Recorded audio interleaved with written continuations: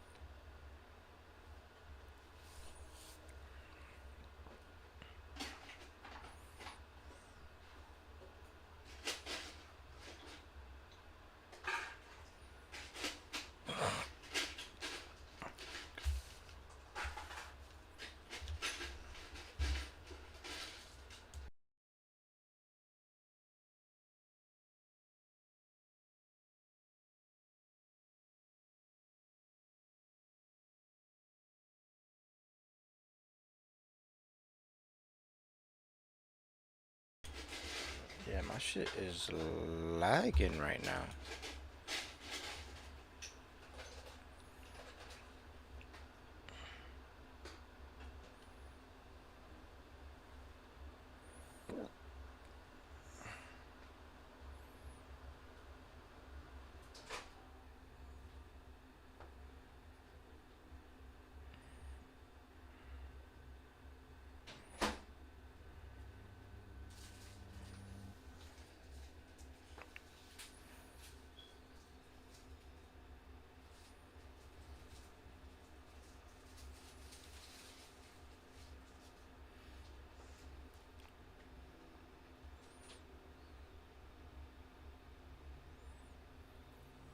There we go.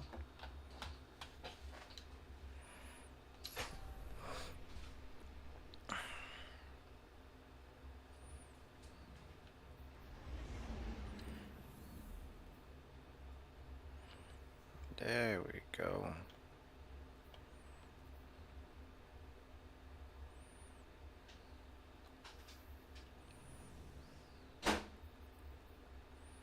Alright, what we got here?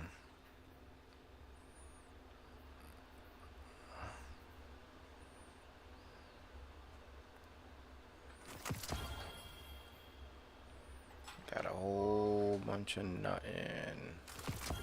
Whole bunch of nothing.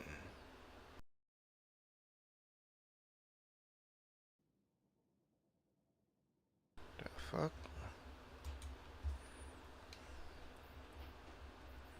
Oh.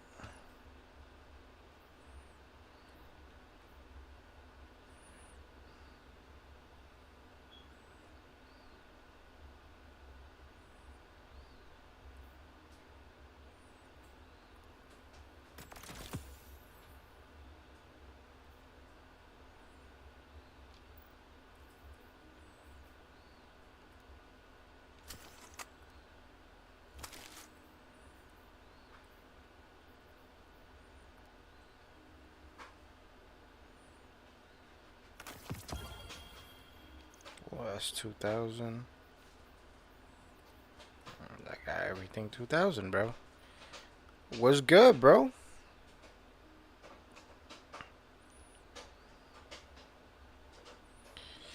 Oh, to be honest, man, I've been working on the YouTube shit, bro. As a matter of fact, there's a video that I was gonna start recording and get like a reaction to it, cause so far that's been growing quicker than the Twitch shit. But it just takes a lot of editing. Like the gameplay for Chuxi, I have I have it cut down to an hour of just your commentary, the shit that we were doing. I have it like down to an hour. I want to break it to like maybe 45 minutes because like I said I'm gonna make it like almost like a movie, like the whole entire gameplay with the funny and scary moments. Um, and that's literally all I've been doing. Like I just been editing, and then if you see the channel,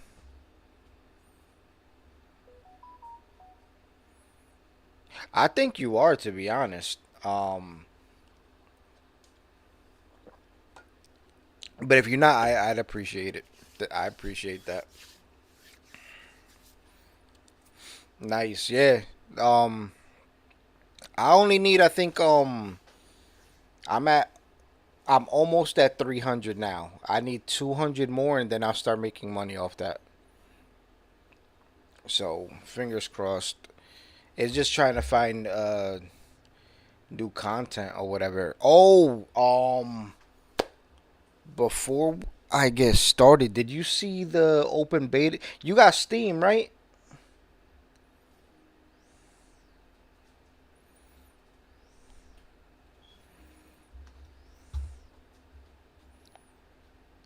Did you see this new game? It's a new let me see if I got it here.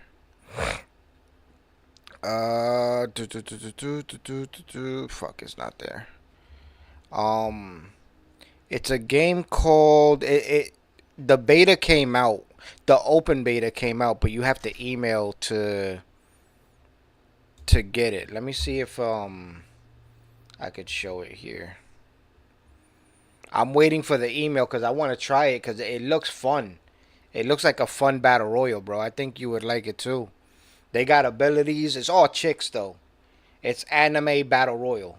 It looks like Fortnite, Call of Duty mobile type of thing. It's called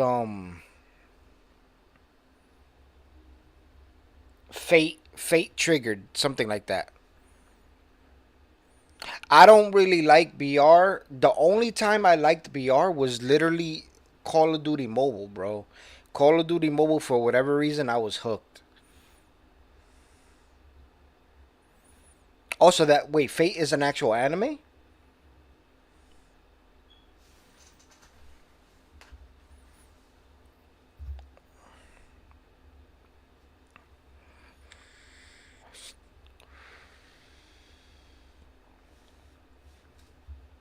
Oh, then you know what? I'm gonna take a look at that.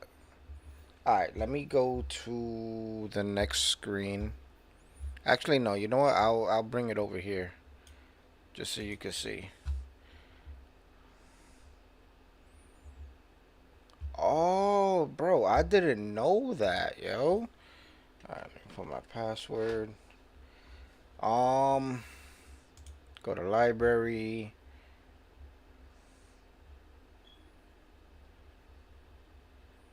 Where you at, bud? Where you at, bud? Oh wait, I didn't download it yet. It's in the notifications. Nah. Let me go to store, wish list. Yeah, Fate Trigger. I Oh, okay. Oh, I want you to actually see the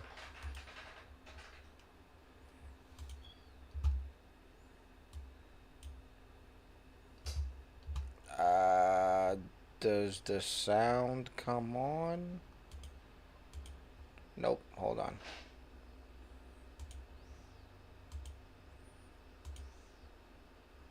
Steam. There we go. Alright, alright, alright. Let me,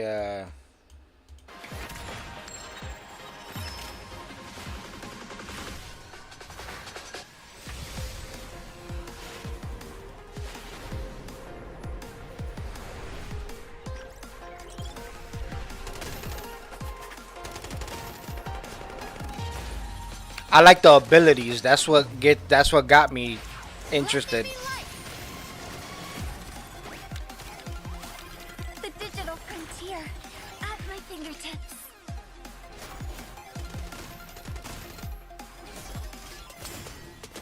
Lights off. Did you see the jiggle effects? I know you saw the jiggle effects. I'll rewind it for you just so you could appreciate those jiggle effects. Lights off. Bro. Oh, I do apologize.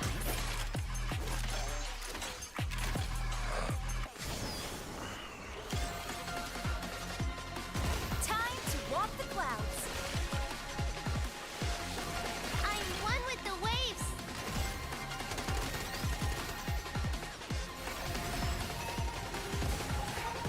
I can feel the rhythm of your heart. This one looks badass. I like her. Her ability look crazy. You could drive cars and all that.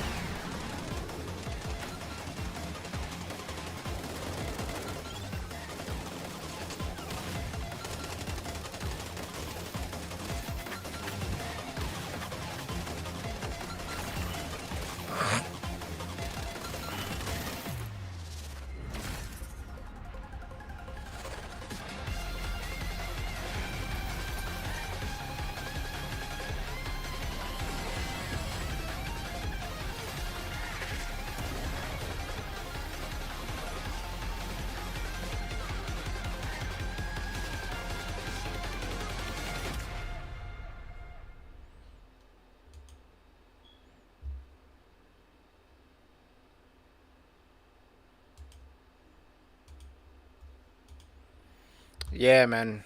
But I don't know. I'm kind of low key hyped for it.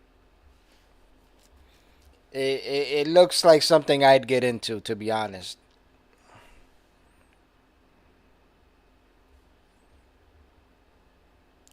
I trust me.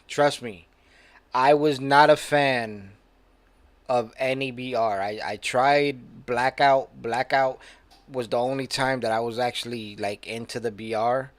Warzone I didn't really rock like that. Um Literally the only BR that I ever rocked was on the mobile game, and that was the Call of Duty mobile. And the only reason why I liked it, it was third person, but you switch to first person when you aim down, and which is exactly what this one does. I think PUBG does the same thing, but PUBG doesn't have um the controller feature. I would probably be rocking PUBG if it did have that. But anyway, regardless of that, I uh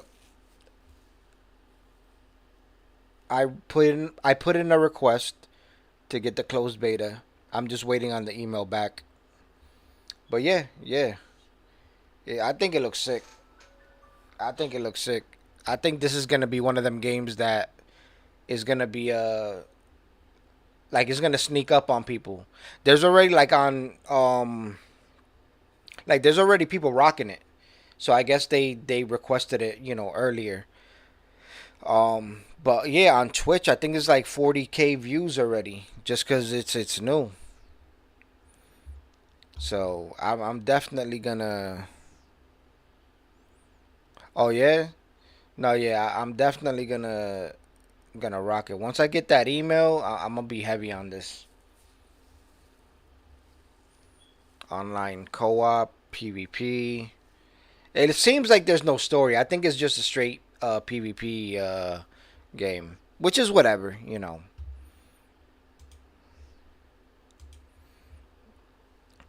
But actually, now that you're here and I got your attention, maybe I should watch that video and discuss it. It's another YouTuber. He it's another YouTuber. Oh,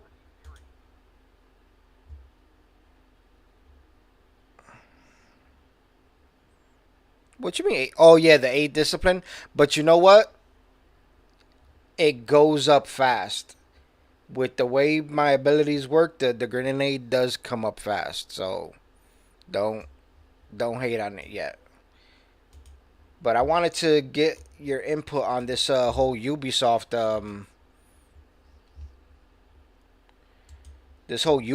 situation. I look, the only time I hate grenades is when it tracks, bro. I'm so glad that they nerfed the what grenades with the solar grenades, that was it, not thermite, the scatter grenades, the ones that they chase you. I'm so glad that they my buddy contracted for them and they dangled the position. He worked on X Defiant. Well, you do know they pushed back the Assassin's Creed. They pushed back the Assassin's Creed to about, I think, February because of the complaints that they had with Assassin's Creed. I my only issue my only issue with the whole, like, my wife and my son, they're Assassin's Creed fanatics, bro. Like, they have every Assassin's Creed. They rocked all of them. This one's gonna be no different. I'm pretty sure I'm gonna buy her the whatever the highest deluxe edition that there is or whatever, just because she's a fan, bro. She's a fan. Um, my only thing is a lot of people giving the backlash because it's the Black Samurai, bro. Like, I could understand the criticism for Ubisoft, but like they're giving the wrong criticism to them sometimes. Like, I can, like, you want to talk about the manager, but if you're gonna talk about, like, oh yo, like, there's some people that, bro, they were talking crazy about the game just because it was a black character. I was like, God damn, bro, that's that's insane to me.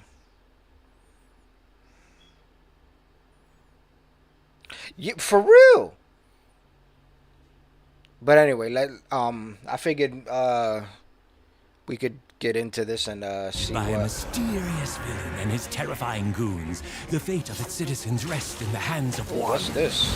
Oh, you gonna get the? Are you gonna get this Mickey game?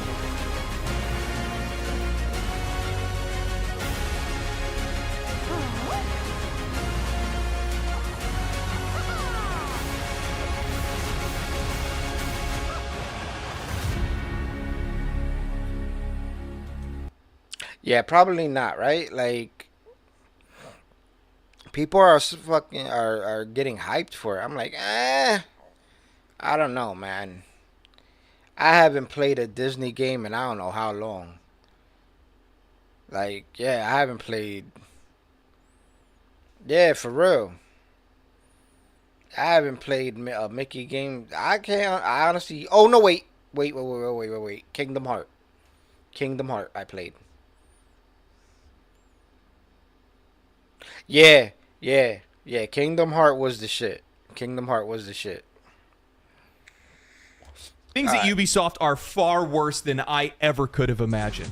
After my last video chronicling the rise and fall of Ubisoft, I had both current and former Ubisoft developers reach out for comment. Today, what we're going to be doing is All right. So first off, the channel that's doing this the channel that we're gonna be reacting to is from a guy called Legendary Drops. If you want to take a look at him, and we're gonna see what his thoughts are on on the whole Ubisoft situation and give our 2 cents. Hello, I recently just found your channel. Can already tell your content is great. You sound like a bot, bro, but I appreciate you. We're going to be talking about the issues that the studios face today from the perspective of their own employees. Everything from Me Too movement allegations to agenda-driven content. I want to contrast the comments made in these interviews with what we've seen from Assassin's Creed Shadows and Star Wars Outlaws. This company has a deep-rooted leadership issue, going as far to think that the vast majority of online criticism is just a toxic minority of gamers. This company and its leadership think that they are on the righteous path. Little do they know, it's a dead end. Assassin's Creed Shadows has been steeped in controversy and criticism since its initial reveal. Online discourse surrounding the game has been almost entirely negative, with long-term fans of the franchise, general audience, and Japanese audiences up in arms over the creative liberties that Ubisoft has taken with the depiction of Yasuke, the fabled Black Samurai, and feudal Japan. God damn it. Japanese creators, as well as just random bystanders, have taken to Twitter, TikTok, and YouTube and Reddit, voicing their concerns offended by the game's representation of their history and culture. Inaccuracies like using Chinese architecture instead of Japanese, the legitimacy and relevance of the game's protagonist Yasuke, and even going as far as stealing a flag and imagery from the Sekihara Teppo Tai, a historical reenactment group where the company had to formally apologize for not asking for permission to use their materials. Ubisoft's adventure into Japanese history has been a complete disaster, and it's only going to get worse. On September 11th of 2024, an article was penned by the New York Times titled "The Fight Over a Black Samurai in Assassin's Creed."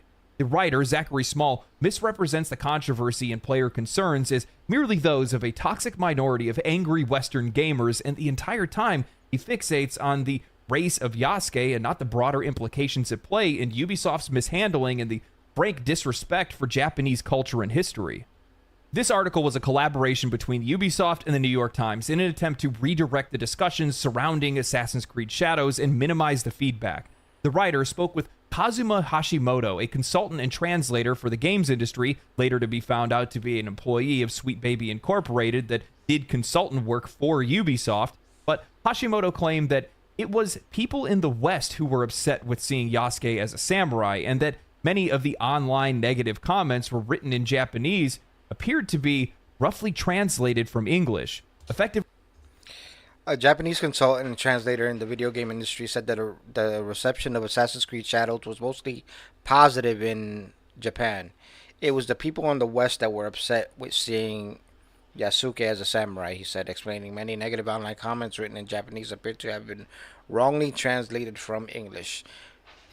Creative liberties is a part of art. I don't know. Weird complaint. These games aren't really known for historical accuracy. Thank you. How, like, we don't go to, like, look at God of War.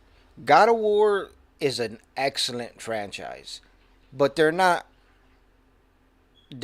accurate with the lore.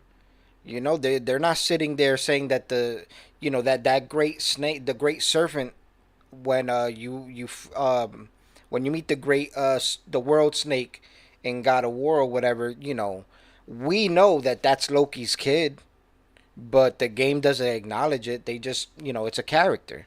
Same thing with there was another game that did that. Yeah, to be honest, all the Assassin's Creed games, they all were loosely based on the religion and the history. It's not a one for one. I honestly don't understand the yeah, it was loosely based. Thank you. Oh. Hand-waving the increasingly loud and valid concerns of the Japanese, asserting that it's all made-up outrage. Nothing more than the gamers' war against DEI or inclusivity in video games. I find it all too poetic and predictable for a AAA publisher to brush off player concerns and use their connections in the media to try to steer public discourse and sentiment into a favorable direction. All of these claims made by the New York Times, as well as other writers, are patently false. You can see the criticisms of Ubisoft's recent releases and the future release in Assassin's Creed Shadows everywhere. It's impossible to ignore. Videos and promotional material ratioed by dislikes and comments in mass numbers. Videos like mine and many others reaching widespread appeal because we have that many people that agree or share similar opinions. With that said, I couldn't imagine that it was possible for anyone to ignore this level of feedback, and Ubisoft has to be seeing it. So I spoke with a few developers from Ubisoft to shed some light on these issues. I started off by asking how Ubisoft internalizes and discusses general criticism from players and the rest of the industry, whether that's its repetitive design, agenda-driven content, or predictable games. They responded saying, at a high level, they rarely talk about it. At a project level, they brush it off as toxic gamer talk. As Asmongold correctly pointed out in a video of his, Ubisoft is filled with toxic positivity that prevents any growth. I then asked, what about the Japanese community's backlash over Assassin's Creed Shadows? It's obvious that they haven't done their research, and even the smallest details are going to be noticed by a culture that's as proud as the Japanese. They responded by saying that the criticisms haven't been talked about, and they've only issued demands that we mustn't engage with discussion on that topic publicly. Meaning everything that we've set up into this point, all the criticism that we've had over the years for Ubisoft games, even that of the industry itself, has fallen on deaf ears. I don't know if it's sad or if it's somewhat, it's somewhat cathartic to have that validated. I mean, it's the main complaint that the vast majority of gamers have had over the years, which is that these companies aren't listening to us. And in this case, I have developers that are telling me, yeah, they're not listening to you. All right, I'm kind of torn on this take because as a company, yeah, it's good to have feedback, but at the end of the day, that shouldn't be your main concern, you know, because like if I'm making a project, if I'm making a game or anything in general, and it's my baby, you give me like I want it a certain way, I have a vision of this particular thing a certain way, I'm gonna be a bit defensive when someone gives me some credit. I think that's a natural thing to be a little bit reserved on people's feedback, because look what happened with Destiny. Everybody was beasting Bungie to step away from Activision. That Activision was the big bad that was holding Destiny back, and then when they finally broke up and they left Activision, things got worse. Like the player feedback sometimes hurts the game rather than help it, if that makes any sense. One, because they don't want to take criticism, and two, because they don't know how to differentiate bad from good criticism. I think this is my patented catchphrase by now, but when you have this much negative discourse surrounding your games, you need to be listening, regardless of whether or not it's good or bad feedback in your eyes, regardless if you align with these people's political beliefs or social political beliefs or whatever it might be. None of that matters. When you have your games on fire as much as Ubisoft games have been lately, you need to put those fires out somehow. And the only way that you can do that is by listening to them and implementing whatever feedback you possibly can into your games to make them better. Regardless, the other thing is, I'm sorry. I am disgusted by the blatant, feigned virtue over how much they care about Japanese culture and history. I'm sorry. You are bastardizing Japanese culture and history for profit. That's what you're trying to do here. You're not trying to make a history piece. We know that. It's very loosely based on Japanese culture and history. Look at you guys. You put out a Torigate figurine, a half Torigate figurine with your characters on it without knowing the cultural relevance of the half Torigate? After Hiroshima and Nagasaki? Do you have any idea what that means to these people? What's wrong with you? This dude, Artemis, is probably one of my favorite too. Like that crow vibe with the sniper is wicked. You got like someone else like this dude. At the end of the day, it all comes down to leadership. When you look at Ubisoft's messaging, the lackluster delivery of titles like X-Defiant and Star Wars Outlaws, the inaccuracies and screw-ups with Assassin's Creed Shadows, you see a developer that has no clear plan or vision for what players want, what good games look like, or how to even do their job. I took the time to talk to the Ubisoft developers about workplace culture. about the initiative that they've taken for diversity hiring and what happens behind the scenes at Ubisoft. And it's wild to see how accurate some of the assumptions that have been made by myself and others. Now, continuing my conversation with one of the developers, I wanted to find more about the workplace structure and management. And seeing as though the company has had initiatives that have been put in place to make the workplace a little bit more diverse, I asked, what benefits have you seen? Is there more diversity in thought, or is it creating a more one-sided environment? They said that so far the initiative hasn't had any impact on the team that I'm a part of. However, it's clear that some topics are taboo. What happened is now that people end up in a meeting with HR for trivial stuff, not adding smiley faces to a message or adding an exclamation point at the end of a message because some people are reporting it for harassment. One of the things that wasn't in your video is that Ubisoft had some controversy during the Me Too period, letting go of a manager in high positions, and some left on their own because they knew they'd be discovered. I then asked, what was the impact of this in the workplace? They responded by saying the editorial direction and overall mindset shifted from the boys club to safe content. Reaching for plain characters like Kay and Star Wars is a perfect example of this. The idea to have beautiful characters such as Baldur's Gate or Uncharted is met with distrust. The developer shared sentiments saying that safe content also leads to limited opportunities on the gameplay side. Even for Star Wars, we had to work with Disney, which would have shut down most attempts at depicting a true criminal underworld with cruelty and drama. One of the constraints for Kay is that she must never punch down. For us in space levels, it meant that civilian ships couldn't be hurt at any point by the player, for example. Now, is that Ubisoft's fault or is that Disney's fault for having them with those restrictions? I don't really put the blame on Ubisoft for that. Hey, babe. Where were you? Huh? Where were you? Oh, my fault.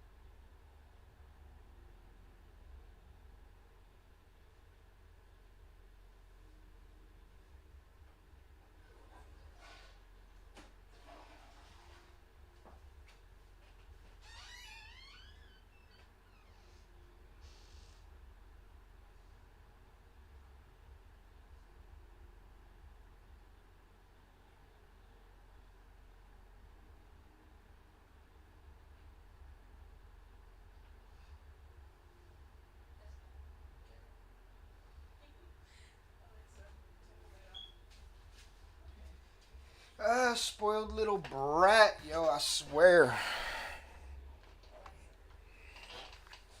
Alright. Not my fault. Alright, let me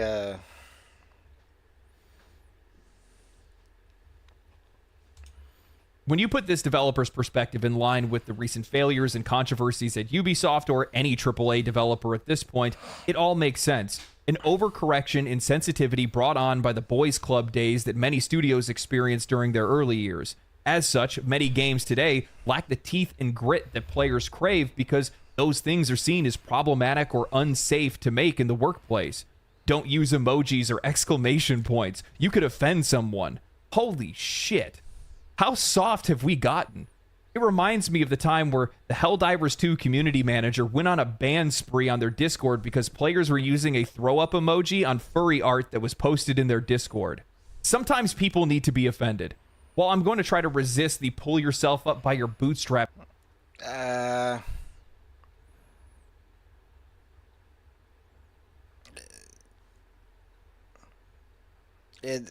don't know. I don't know how I feel about that.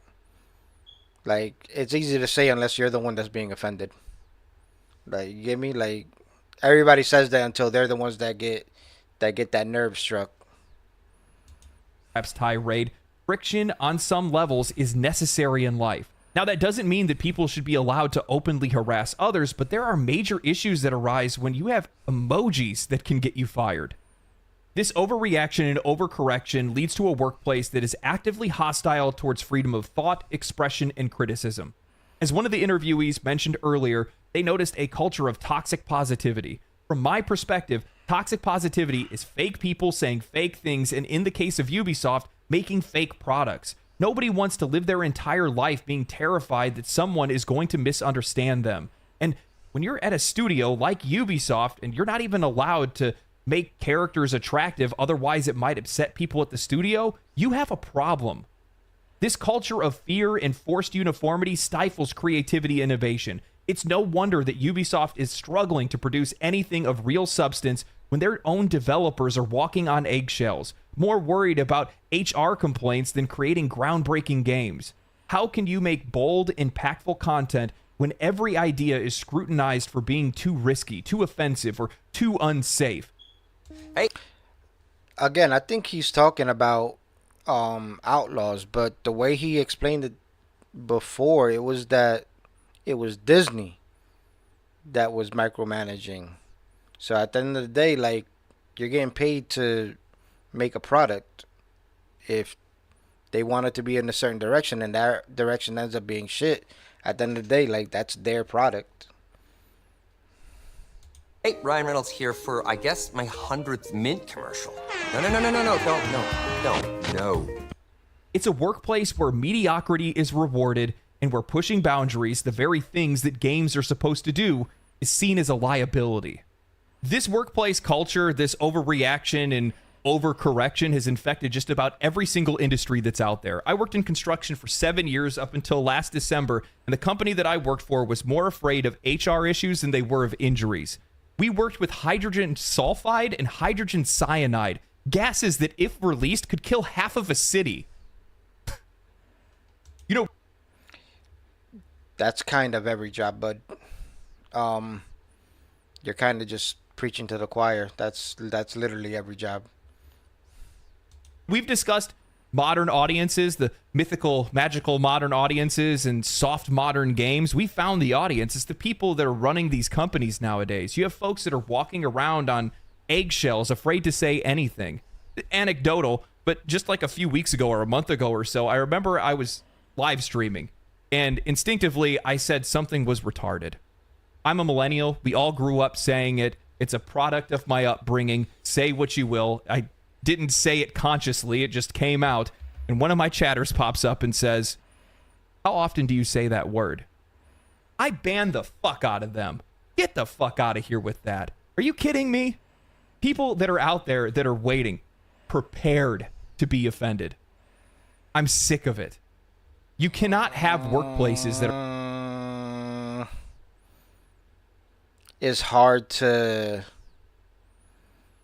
take them seriously about criticisms when literally somebody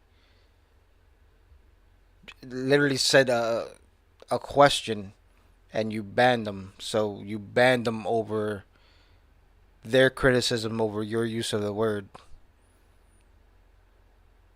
I don't know. That just seems like a bit hypocritical. But it you know, to each his own.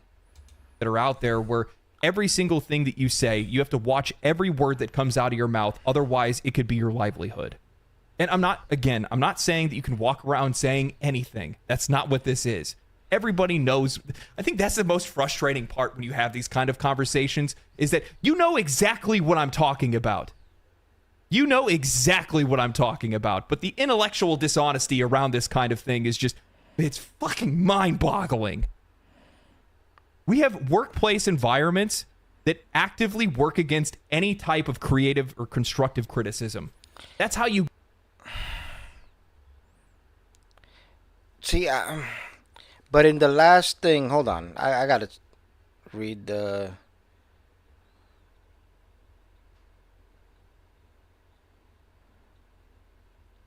I gotta read what...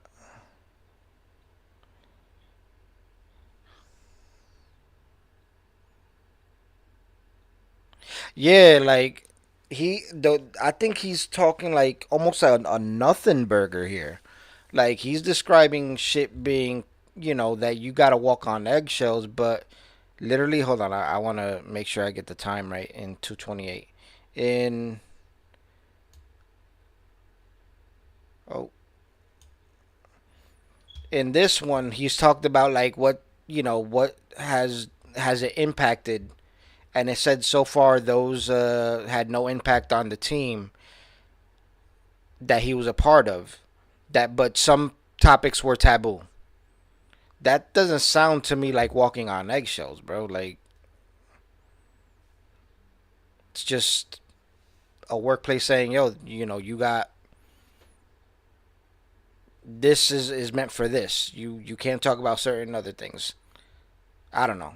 It just seems like a big nothing burger to me. Shit, where was I? 12? It's fucking mind-boggling. We have workplace environments that actively work against any type of creative or constructive criticism.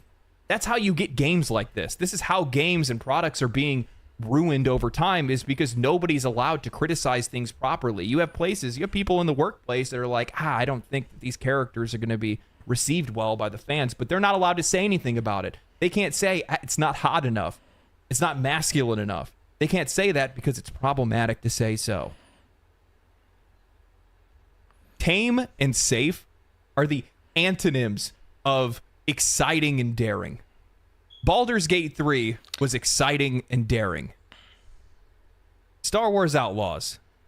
Ooh, this is a tough choice, but I can't go like this. I'll give up my sword. Tame and safe.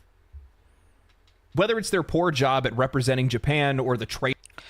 See, again, he's talking about the Star Wars game, but he literally said that it was up to Disney. Like, that Disney was going to shoot down everything that they did. So, like, how is it Ubisoft's fault? If the person that's hiring you for that game is telling you, nah, you can't do that. That just doesn't make sense to me. Trailers of Assassin's Creed, there are clearly levels of incompetency at work. As many players have pointed out in the game trailers, the promotional materials that are meant to sell the game, you can see frame rate issues, texture issues, poor collision detection, weapons clipping through characters, and more. Controversies aside, this game... See, those are fair criticisms. Those are fair criticisms. Doesn't look like it's ready for launch, and in fact, its developer just recently came out and canceled their appearance at Tokyo Game Show and announced that the game would be delayed until February. Along with the delay, Ubisoft CEO recently issued a memo to their employees that ended up getting leaked publicly, and it showcases just how out of touch this company is with their players.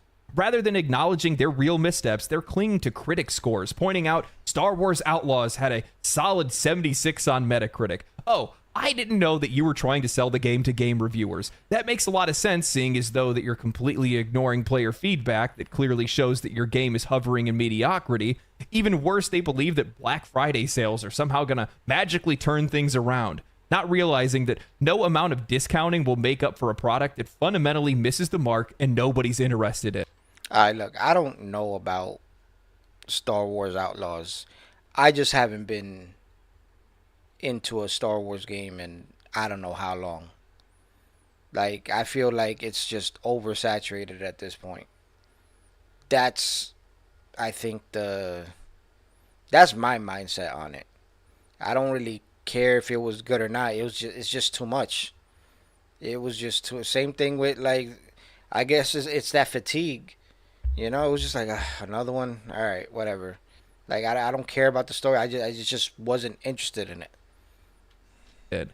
The memo reads more like a corporate spin than a genuine reflection of failure. No mention of the controversies or deeper issues that are plaguing the company. They talk about how all players want are highly polished games on launch day, when the truth is players are craving meaningful, risk-taking, authentic content, things that Ubisoft hasn't seen in decades. Even in their own memo to their own employees, they can't speak frankly about their mistakes. This sanitized messaging shows just how deeply disconnected the company is from the people that it should be listening to, the players. Interested in the perspective of the employees who received this memo, I had a few questions on their thoughts of the messaging and the leadership of the company. I asked, what has been the message from management to the staff about Ubisoft's declining sales? What do they believe is the reason behind it? They responded, the fun fact is they don't talk much about it. They mainly focus on the fact that they reached their financial objectives, which are mainly achieved through casual player sales, not the vocal gamer minority that are sick of what you described in your video. Also, something to know is that through the years, the number of management floors has increased to ridiculous amounts. So communication is often blurry unless they come directly from HQ, and even then, it's almost entirely corpo bullshit that isn't useful in the end. Assassin. Yeah. What's the controversy now? Oh no, he's just ranting about Ubisoft. What's wrong with Ubisoft? Huh? What's wrong with Ubisoft? Well, a lot of like they pushed back the Assassin's Creed game to February. Because there's a lot of supposedly there's issues within the game that a lot of people were What was the original release date? I think it was November. You mean around the same time that Dragon Age comes out? I mean, it kind of doesn't matter because they're putting it in February, and that's when like Monster Hunter and another game is coming out Yeah, too. but Monster Hunter isn't really in the same kind of category that Dragon Age is going to be. This is action RPG. Dragon Age is action RPG also. Yeah. Monster Hunter's not too much RPG. More action, but not as much RPG, if I remember correctly. But having this go up against Dragon Age with the way the Dragon Age fan base isn't a good idea. Especially with all the controversy they first got with the Black Samurai. Yeah. They're trying to give it as best of an opening as possible. Because think about it. Because I think even, if I remember correctly, they're supposed to be announcing the Mass Effect. Mass Effect's supposed to be coming out also. Yeah, yeah. I forget when it was. And it sucks because it was predicted to be this year or next year. Can I have my thing back? Since you took it. I was keeping it safe. Got a bar missing. No, it. No, tomorrow I'll get another That's fine. pair. It's fine, baby. I should get dressed. I gotta go to the store. Yep. I want something sweet.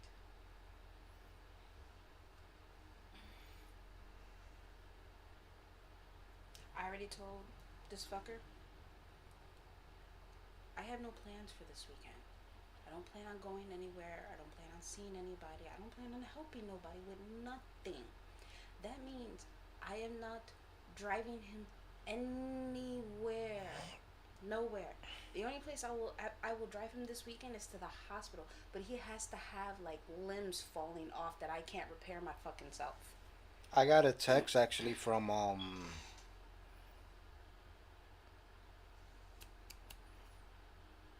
Emily. She wants to know if Lib could babysit for a couple hours on Sunday. Where's she gonna babysit? At her house. I would say no. I would say no. Your mom's neighbor's still waiting to get paid by her.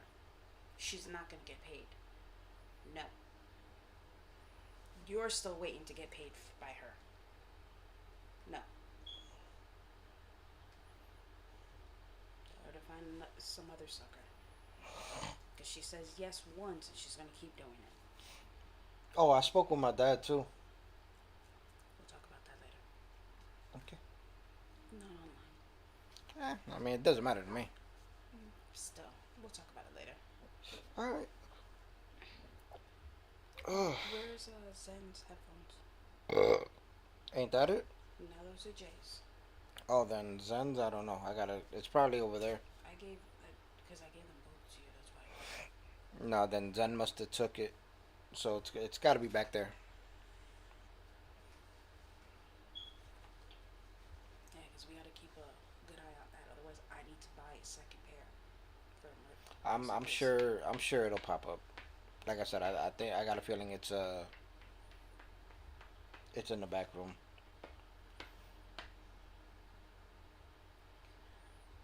I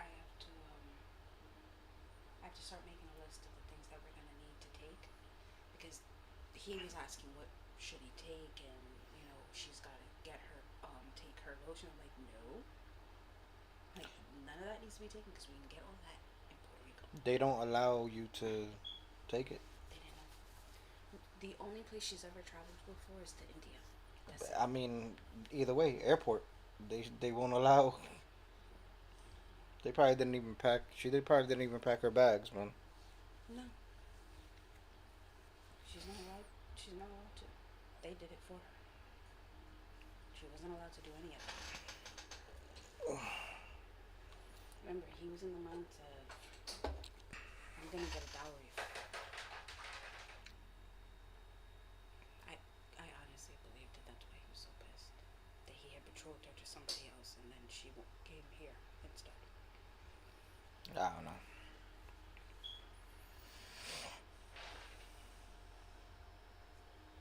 Who was doing numbers? Huh? Who was doing numbers? Zen. With you? Yeah. She wrote me homework. She was like, "Here, solve this." Okay. And then gave you an A plus. Yep. She Good gave me an job, A babe. plus. Yep. Good job. I'm surprised she ain't give me a sticker, yo. I'm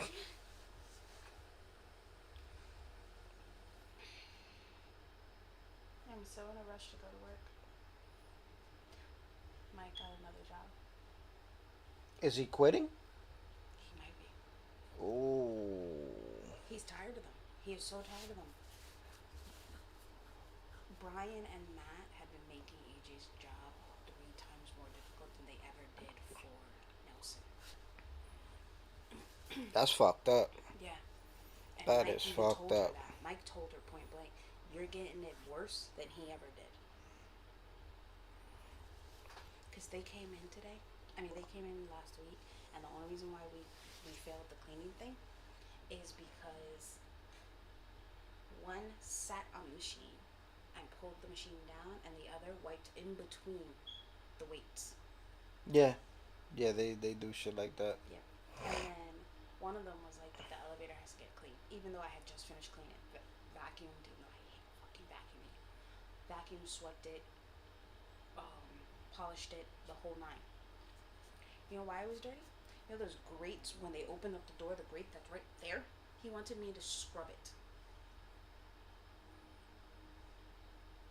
AJ told me that, and I looked at her, I was like, okay, so you have the key so I can keep the doors open? No.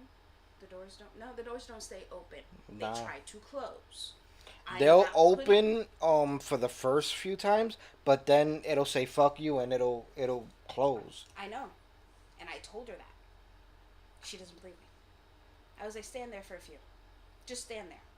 I was like, stand there for like a good 10 minutes and you will see. The way he wants it cleaned, I'll be in that position for over 10 minutes. The door will close with no regards to me standing there.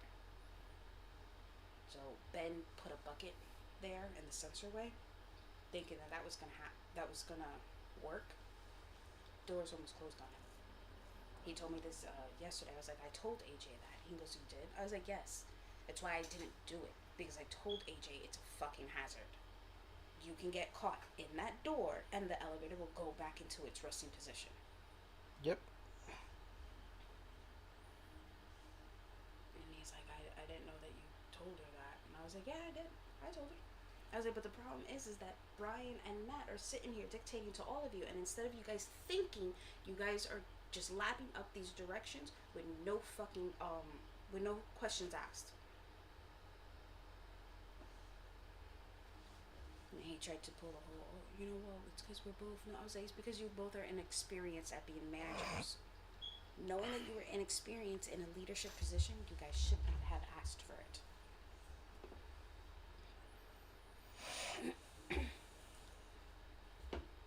But I ain't switching.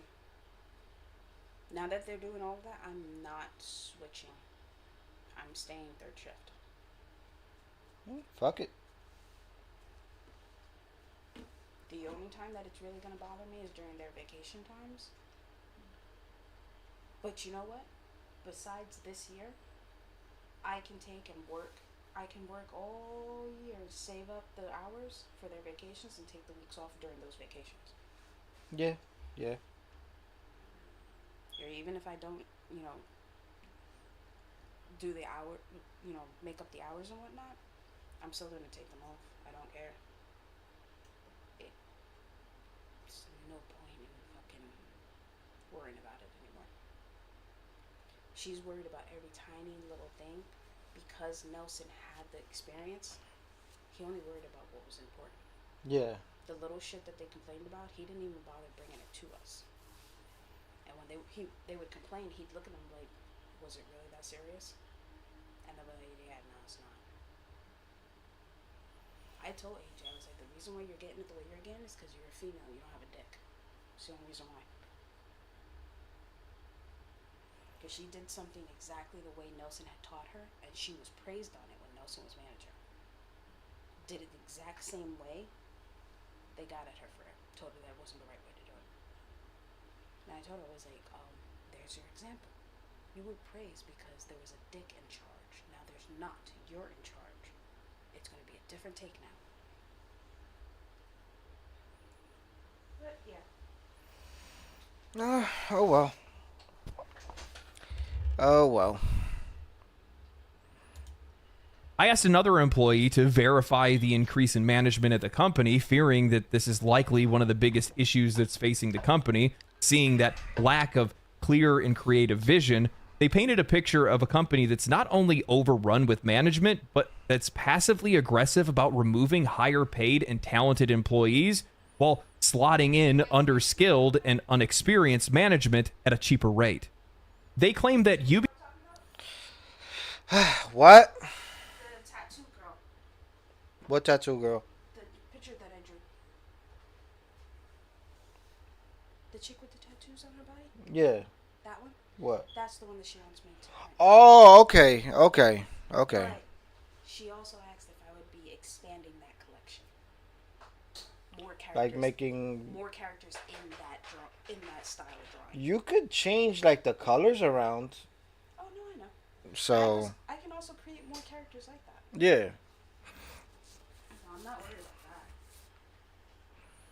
that. UbiSoft as an employer shows little regard for their developers. What happens in practice is that they essentially push out senior engineers, promoting junior engineers to senior roles after just a few years of experience, oftentimes with experience in just one engine. Meanwhile, experienced developers with far broader skill sets are being overlooked. This constant cycle of turnover with inexperienced leaders leads to noticeable drops in quality, with bugs appearing in their games. The passionate, dedicated developers leave, while those who are just going through the motions stay behind. This doesn't just affect the technical quality of their games, but also impacts the design and creativity. For instance, you'll find designers working on FPS mechanics who have never played an FPS game before, or engineers who don't understand how the mechanics they're building are supposed to feel. There's a lack of passion and skill across the board, and the results are obvious. That line about designers working on FPS games and leading FPS projects struck a chord with me. Not long ago, Ubisoft released X-Defiant, a military shooter that was meant to compete with the likes of Call of Duty. However, since the game's release, they've lost the vast majority of their player base, with Ubisoft claiming that the game isn't dying, despite it reportedly losing 94% of its players on Xbox. Why has X-Defiant ran into so many issues? Netcode, hit registration, and general shooter gameplay issues. Common problems that are normally ironed out well before a game ever hits the market, especially a shooter. It's core to the gameplay. If you're playing a live service shooter, all you do is shoot. That's the gameplay. But when the shooting doesn't work, you don't have a game. Ubisoft's leadership is completely disconnected from the reality of game development and player expectations. The problems stem from a bloated management structure that's prioritizing reaching financial targets through casual player sales, rather than listening to the core gaming community that's sick of their tired formulas. Even their own developers are frustrated as they watch as talented senior engineers are pushed out of the studios and inexperienced juniors are promoted far too quickly, leading to a noticeable drop in quality. So, what's the verdict? Gorgeous. You're looking incredible in that dress.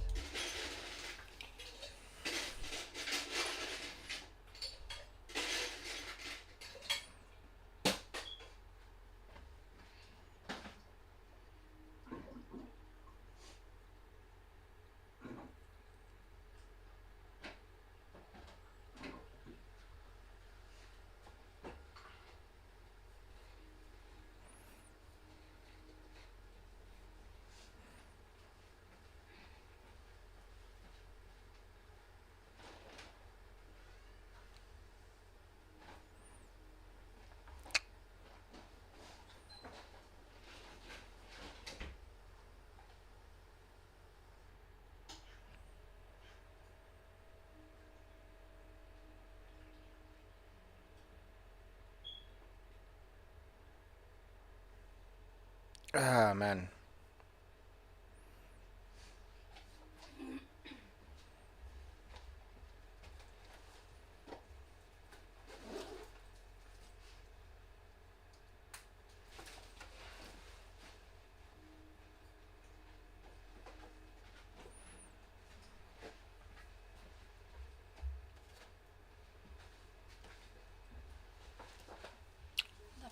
Love you too, babe.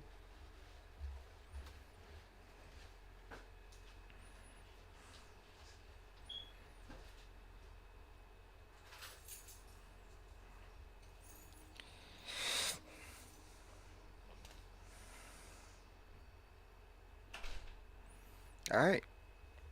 Now shit won't get picked up on the mic. It's no wonder their games are riddled with bugs and lack any real innovation. This company is more focused on appearances rather than creating meaningful, engaging content. The quality of their games doesn't matter as long as they aren't offending anyone. When you see the issues that... Again, the criticism that he's having isn't that people are getting offended. They're just code issues. Like, look at Cyberpunk. Cyberpunk was horrible when it first came out. Buggy and all that. I don't think that's a issue in regards to, you know, hurting people's feelings. It's a work issue. I honestly feel that he's having his biases towards the company get mixed up with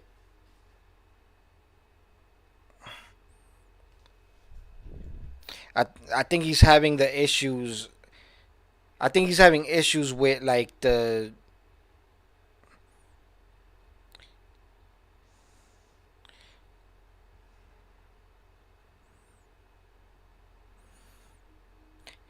he's lumping up the issues that he has with the development side with the social political side, I guess, of the developments.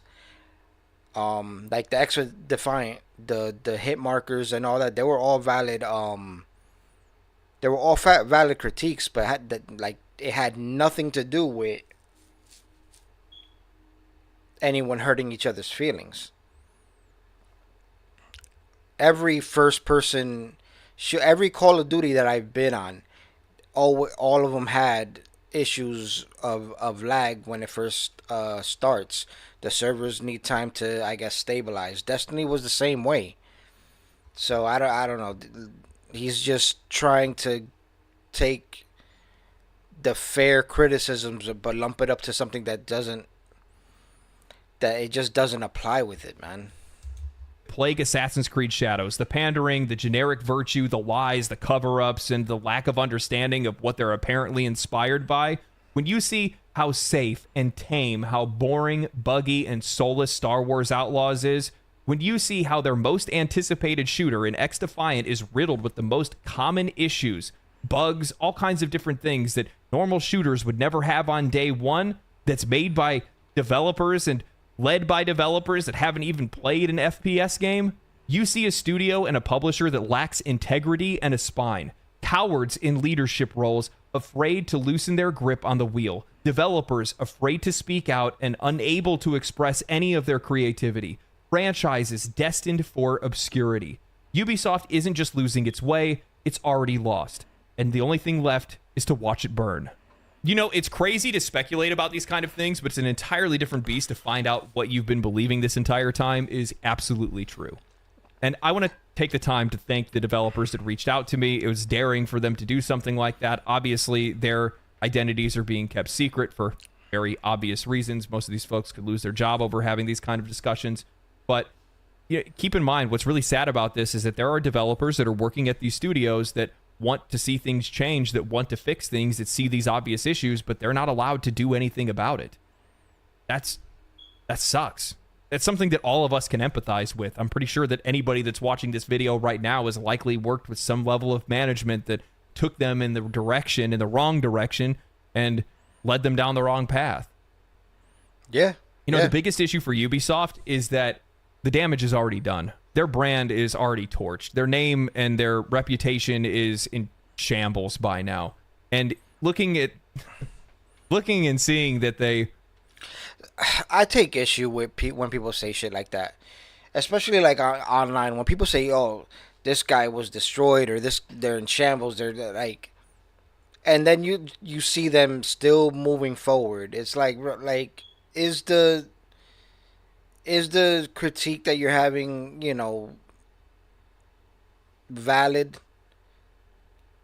Because I don't know how many companies. I mean, look what happened when Elon bought Twitter or whatever. They said, "Oh yeah, that thing's Twitter's burning. It's going to the ground." Bitch, where? have pushed back Assassin's Creed Shadows, it's for obvious reasons. While they're going to say that it's for fixing issues in the game, there's issues that we saw in the trailers, so that's totally believable. The game likely does need more time in the oven more than anything else, but outside of that, I really think it's just them trying to distance it from all of the bad press. Because there's a lot of people that have been talking about Ubisoft, there's a lot of people that have been talking about Assassin's Creed Shadows, and it doesn't look good. And pushing it all the way to February, I don't think any of that's going to change anything.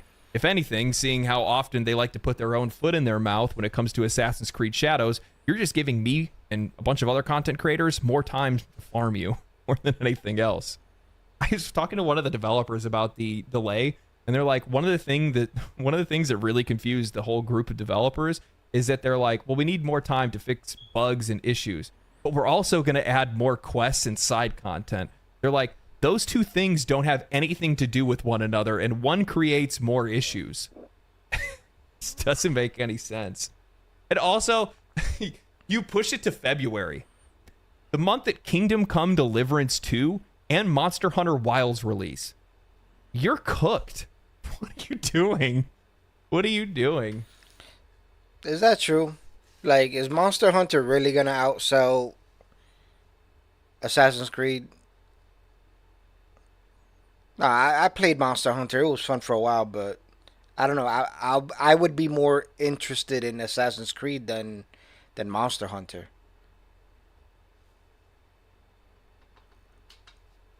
I don't know, man. I want to thank everybody. Thank you guys for watching the last video as well. It was my first one. All right. He didn't have a bad take. I was surprised at the route that that he went on, but I'm actually more interested in like what people have, what people thought about the video.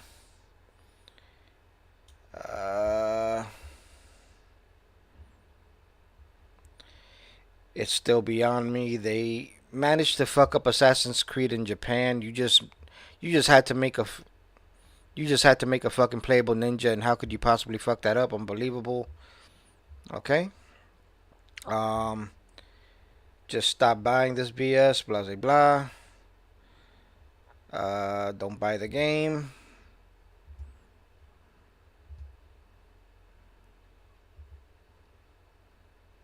Maybe advertising the game by releasing footage of a 6'8" foreigner slaughtering a bunch of Japanese villagers while rap music plays in the background isn't the best way to promote your game.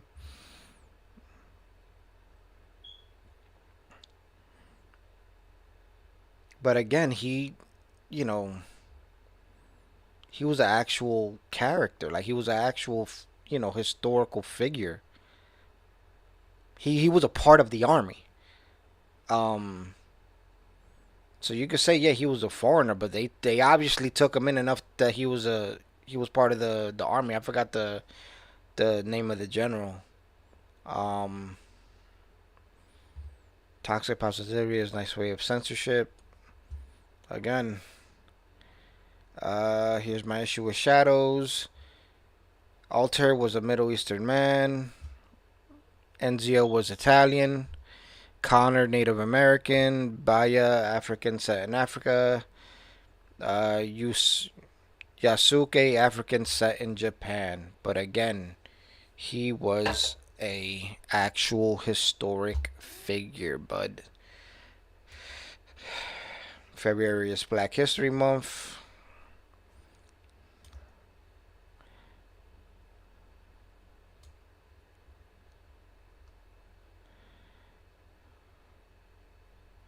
Ubisoft pushed Assassin's Creed Shadows back to Black History Month.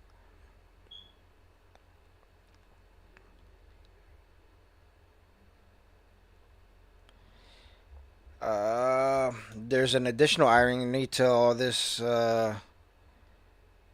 as this word has been overused. This is actual in real time cultural appropriation.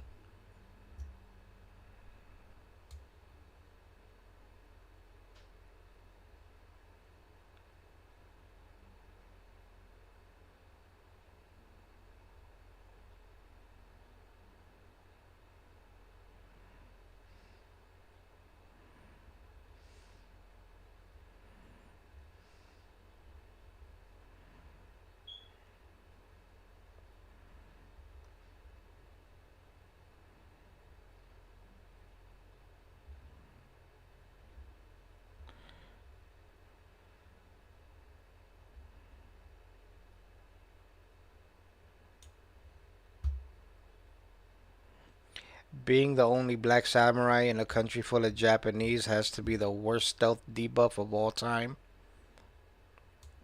That's crazy.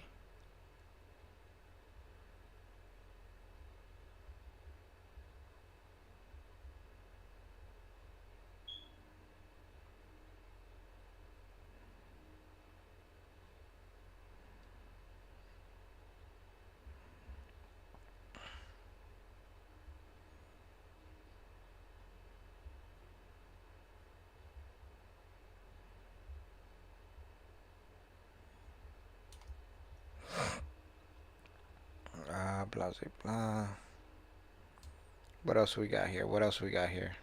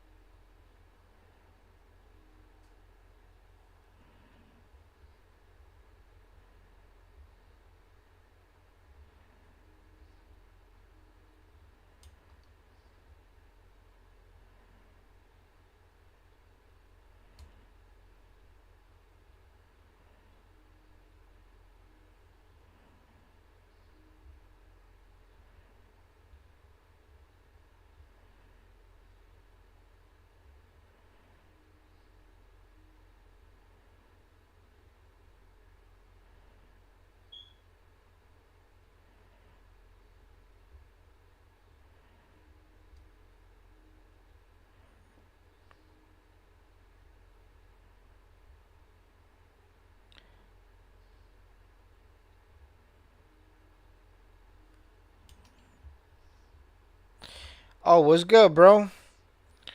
Nah, I'm just reading these comments, bro.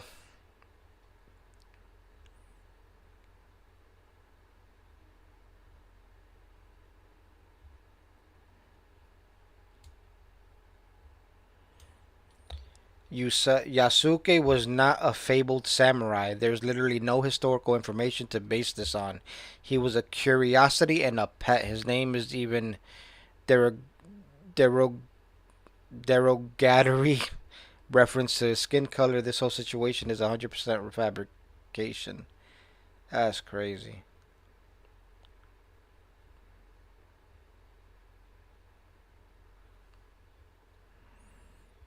What I've been up to be honest, I've been focusing on just making YouTube videos, bro.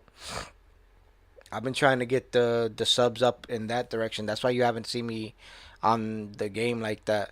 I actually I actually got another I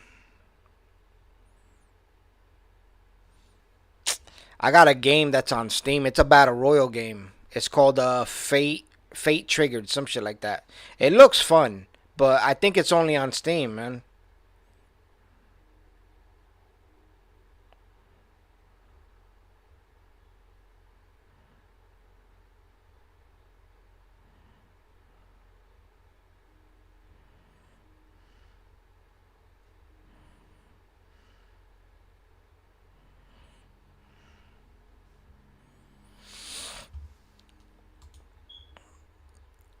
Okay, let's put this down and see what we got here. I haven't been on Destiny. You've been playing Destiny 1? Bro, based.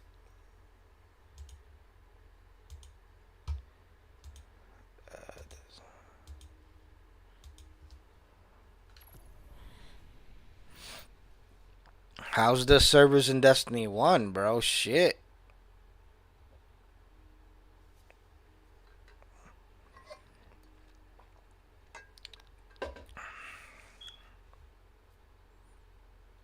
Nostalgia.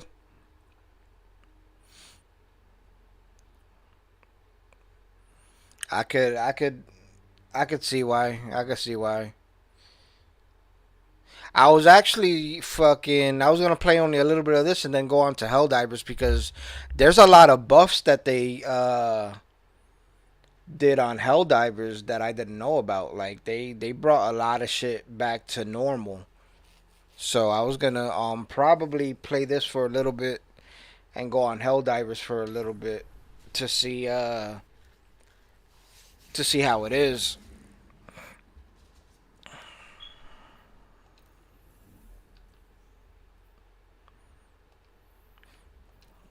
Let's see what we got here.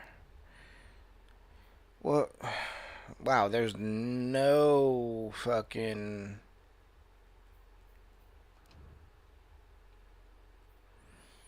I swear, like, why am I even on this game?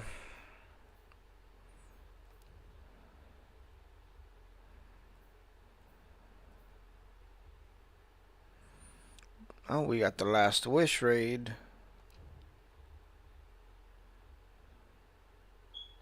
Said PvP is empty. I bet. I bet PvP is empty. I mean, PvP is empty here, bro.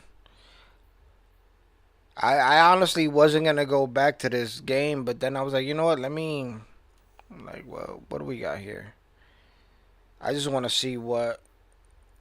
See, like I just want to get to certain little things here, little red borders here and there, but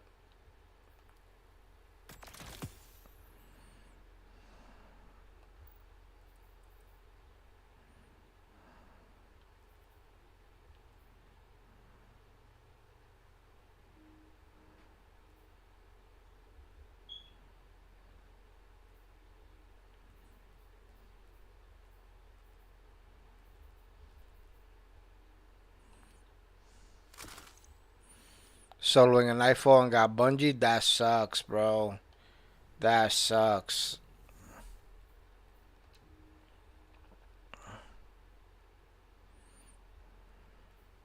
Yeah, I honestly don't know.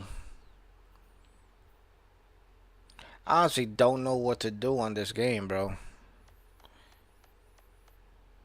Yeah, I've been playing the multiplayer. I want to play the battle royal, but I gotta find the team, man. I be nervous fucking going in there. But I've been rocking Modern Warfare 3 a little bit just to get the gears moving. There's one actually I should, you know what? Yeah, fuck this game, bro. I'm gonna open up Steam.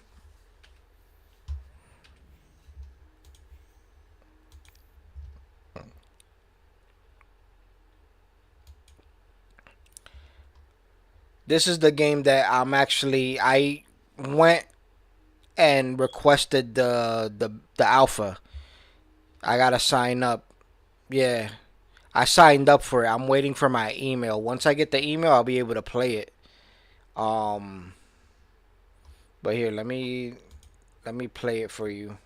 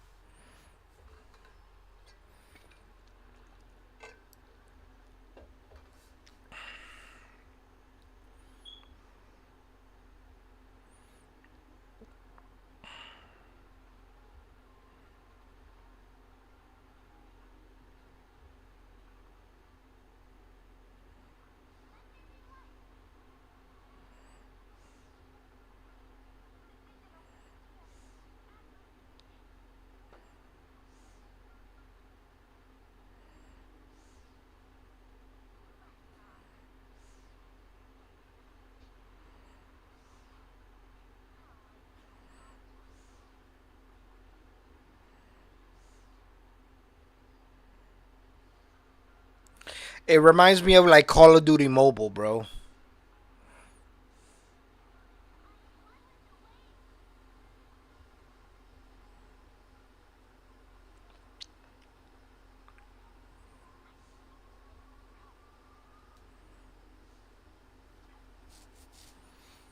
This bitch look nasty.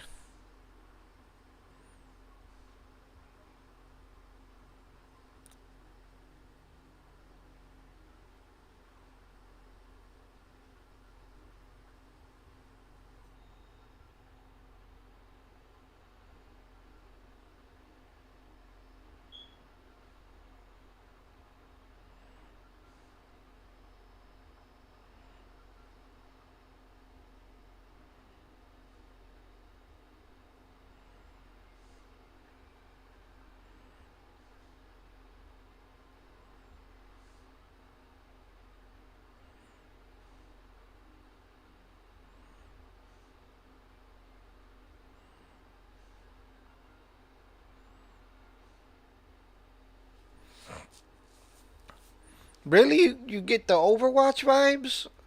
I don't know. I don't get the Overwatch vibes from this, man. But I'm waiting. Actually, let me check my email again.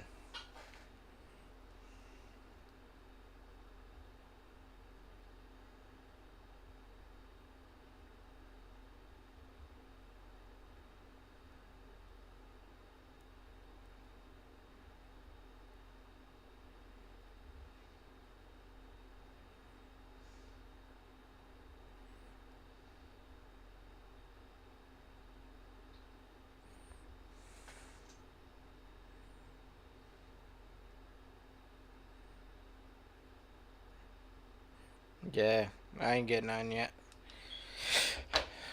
But yeah, well, once I get that shit, actually, let me switch the. I'll put Helldivers.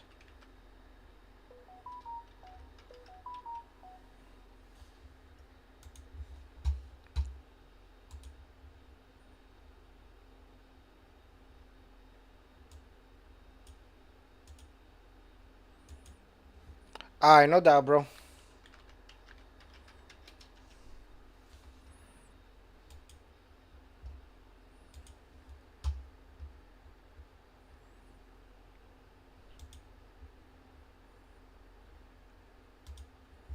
Alright.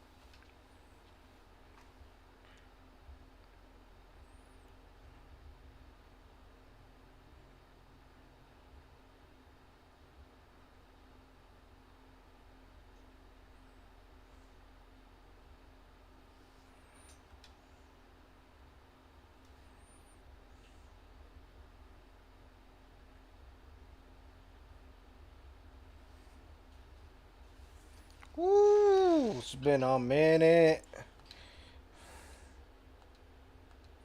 Jesus Christ. Oh.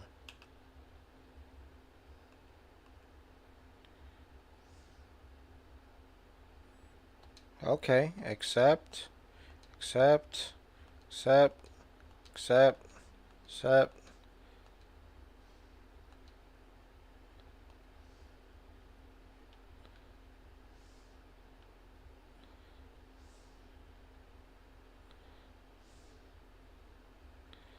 Damn, nobody's online like that. Alright, fuck it. Let's see what we got here, man.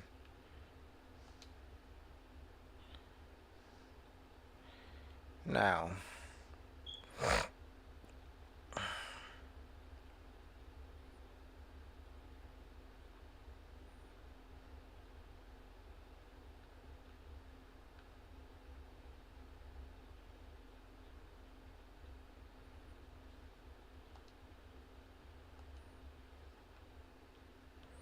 I want to do like my old loadout. Well, what is a stun? Nah, I want.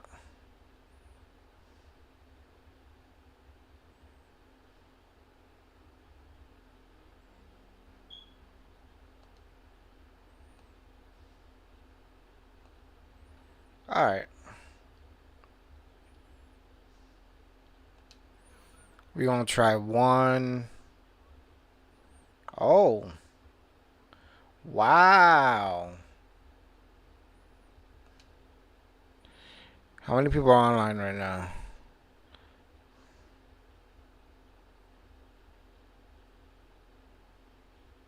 Active, Helldivers active is only 60,000.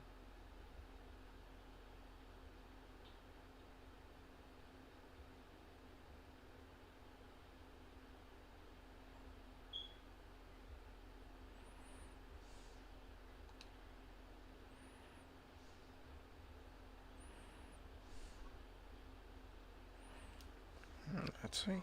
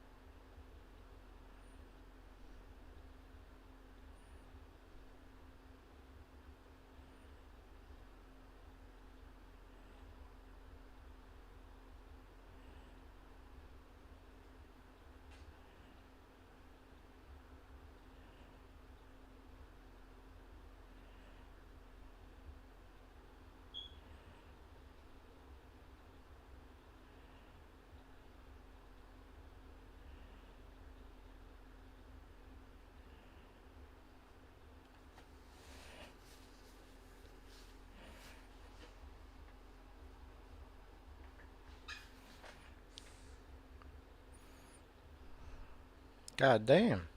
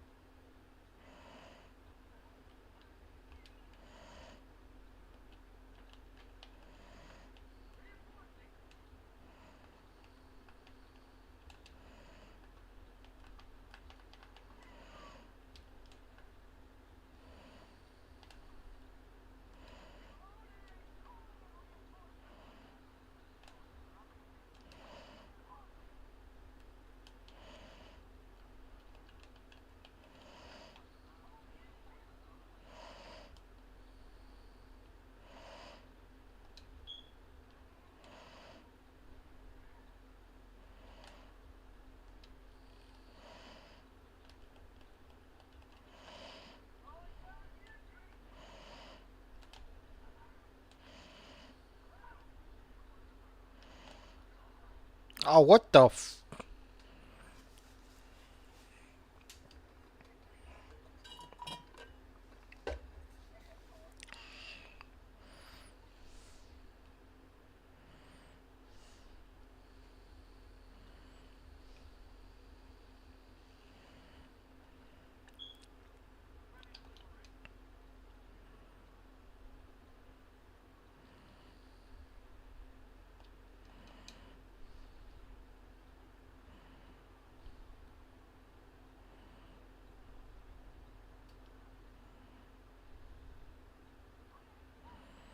Ah, did someone take my shit?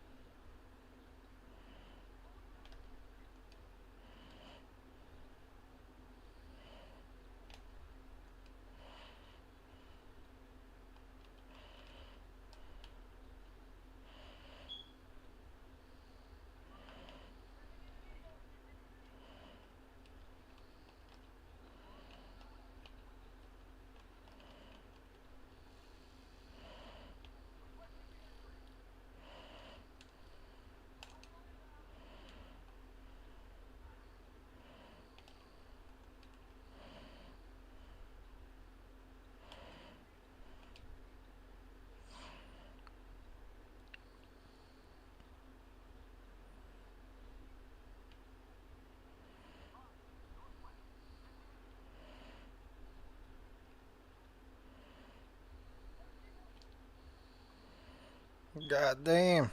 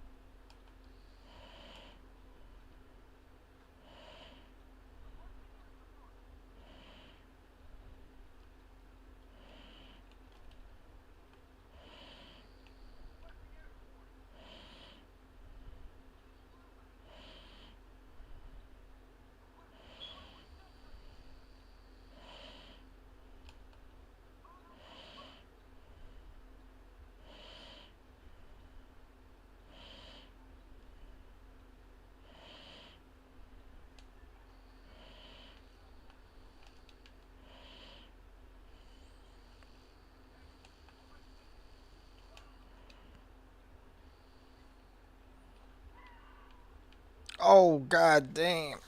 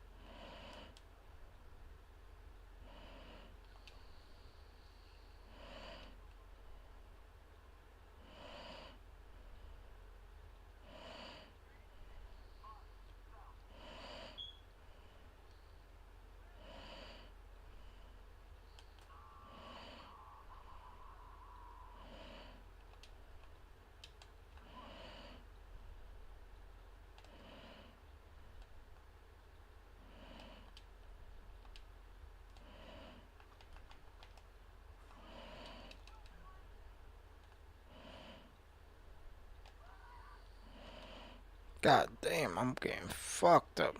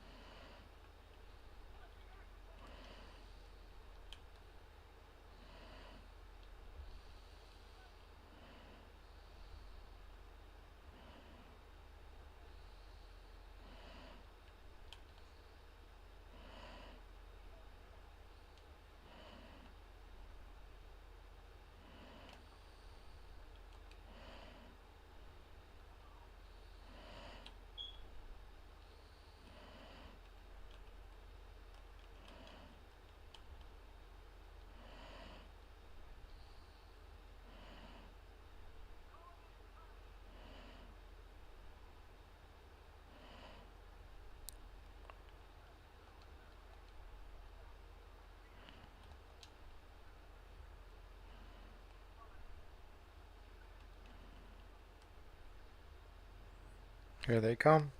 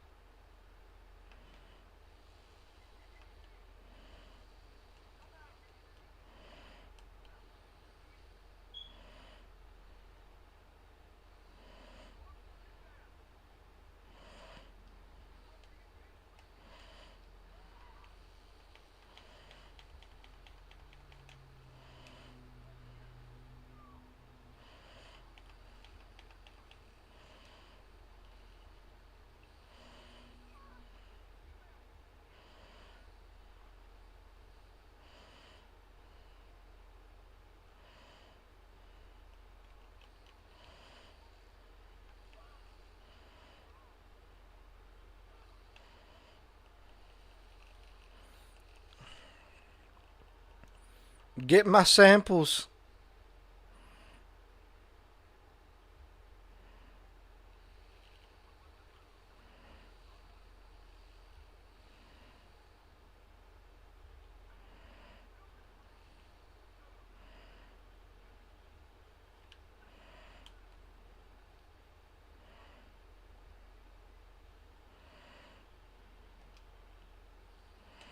Oh shit.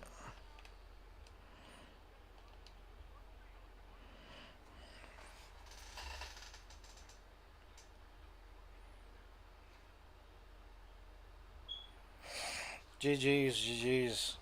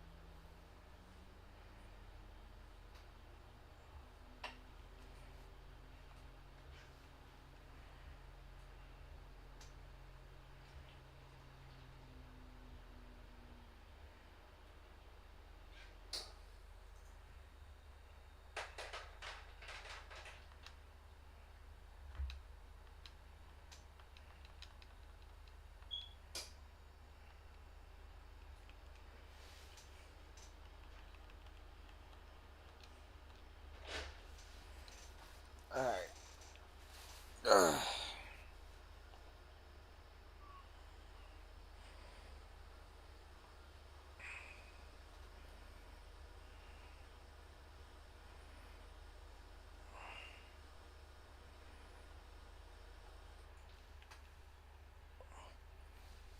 Alright.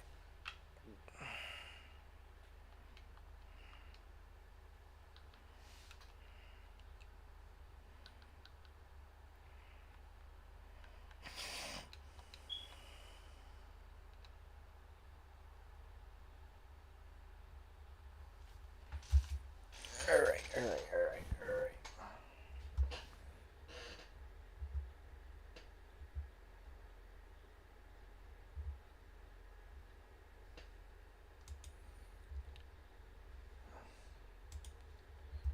Bam.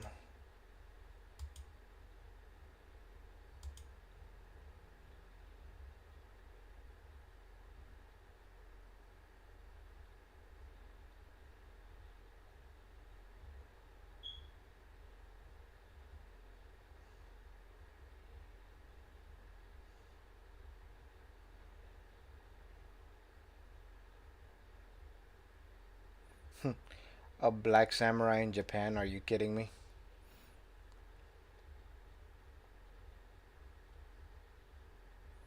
I'm sick of people. He wasn't a samurai. He was a pet. Good grief.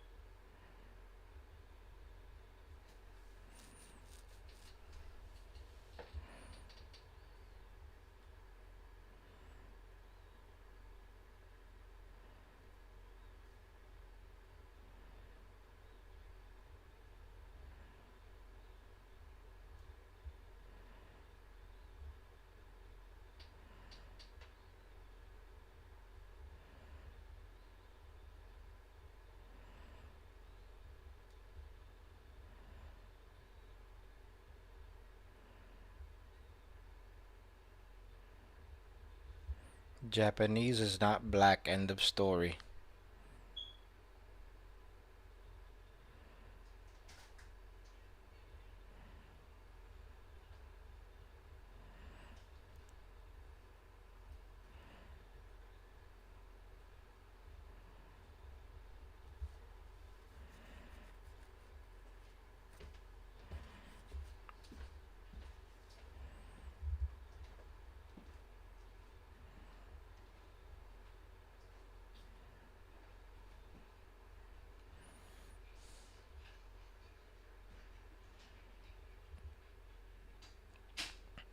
A game based on self in which you are the only black dude in samurai armor is off to a great start, bro.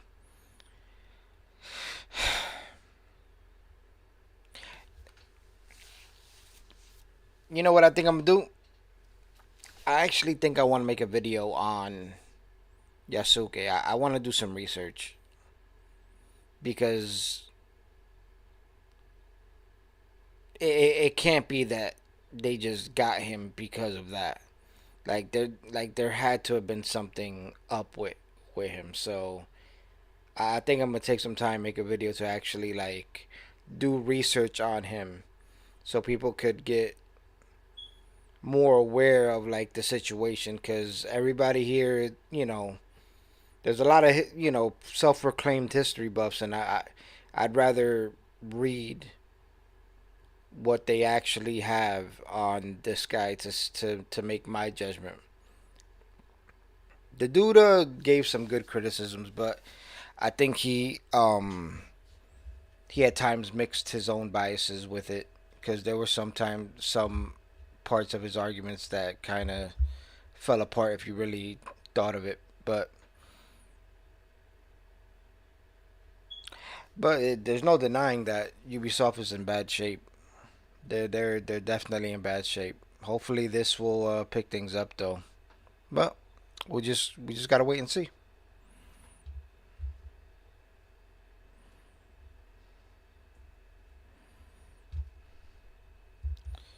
Alright, let's see what else we got. Let's see what else we got on YouTube.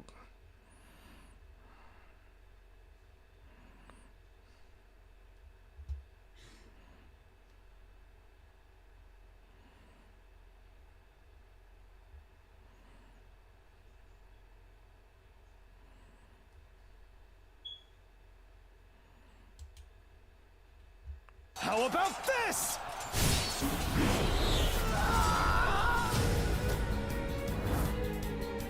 Brother! My son!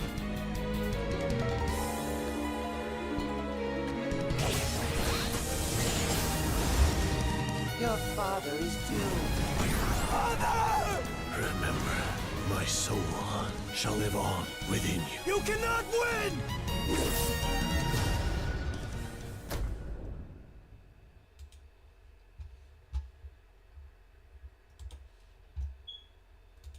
Wild, a little bit of everything, so you just buckle up, hit that like button, and let's jump into it. This is a news show. New York Mayor Eric Adams was just slapped with 5 federal corruption-related charges, right? The man running America's largest city has just been indicted. And the details about these charges... Is New York America's largest city?